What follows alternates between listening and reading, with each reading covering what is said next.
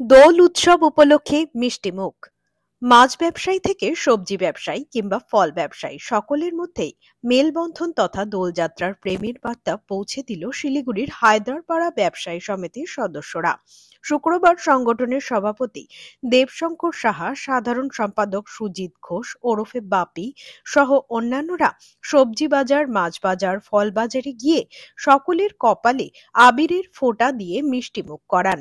সাধারণ সম্পাদক সুজিত ঘোষ বলেন, সকলের মধ্যে মেলবন্ধন করতেই দোলের পবিত্র দিনে তাদের এই আয়োজন। এমনকি পথচারীদের কপালেও আবিরের ফোঁটা দিয়ে তারা সকলকে পবিত্র দোলযাত্রার শুভেচ্ছা জানান। সঙ্গে চলে মিষ্টি মুখের পালা।